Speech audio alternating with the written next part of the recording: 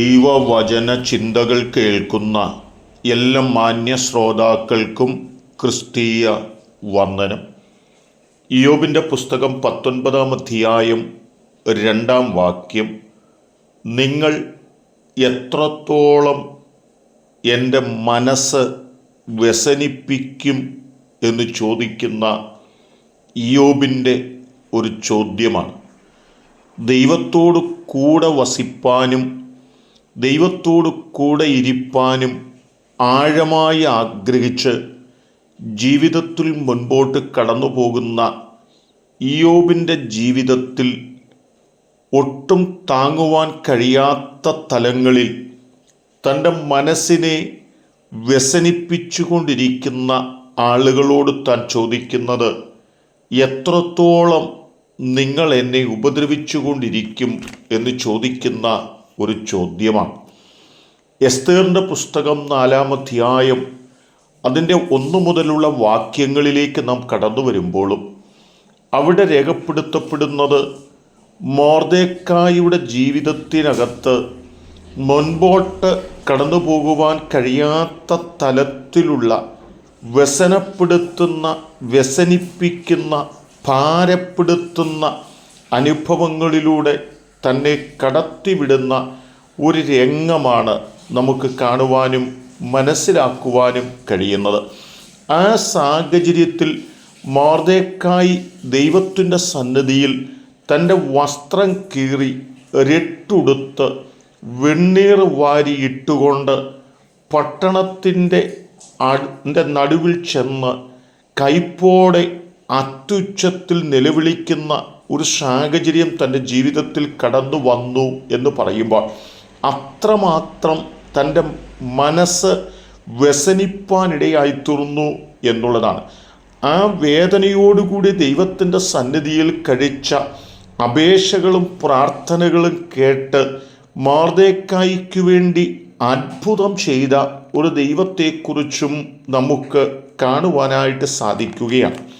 Daniel പ്രവാചകന്റെ പുസ്തകം 6 അധ്യായം 10 വാക്യത്തിലേക്ക് കടന്നു വരുമ്പോഴും മനസ്സ് വല്ലാണ്ട് വ്യാകുലപ്പെടുന്ന, വല്ലാത്ത വ്യസനത്തിലൂടെ കടന്നു പോകുന്ന ഒരു സാഹചര്യം ദാനിയേലിൻ്റെ ജീവിതത്തിനകത്ത് കടന്നു വന്നു.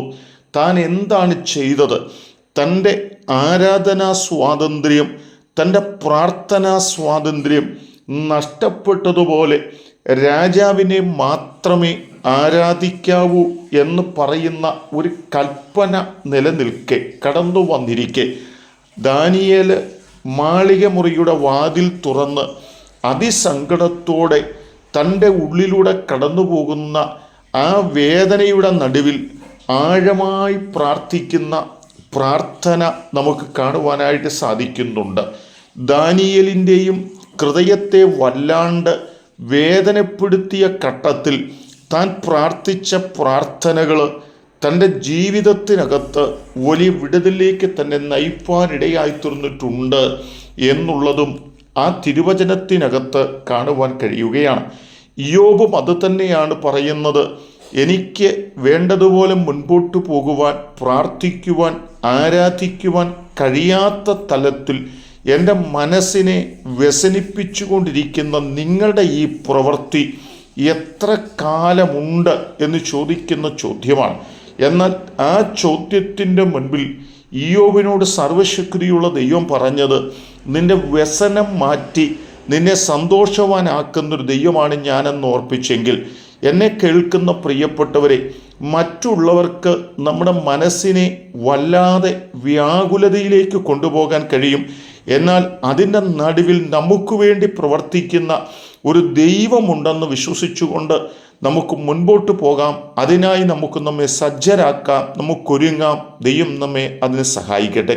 കരുണയുള്ള ദൈവമേ, നല്ല കർത്താവേ, ഞങ്ങളുടെ കൂടെയുള്ളവരും ഞങ്ങളുടെ സുഹൃത്തുക്കളും ഞങ്ങളുടെ സ്നേഹിതരും ഞങ്ങളുടെ പ്രിയപ്പെട്ടവരുമൊക്കെ ഞങ്ങളുടെ മനസ്സിനെ വല്ലാതെ വ്യസനിപ്പിക്കുന്നവരായി തീരുമ്പോൾ ഞങ്ങളെ ആശ്വസിപ്പിക്കുന്ന ഒരു ദൈവമുണ്ടെന്നും ആ ദൈവത്തിൽ നിന്നുള്ള ആശ്വാസം പ്രാപിച്ചുകൊണ്ട് ഞങ്ങൾക്ക് മുന്നേറുവാനും ഞങ്ങളെ പ്രാപ്തരാക്കണമേ.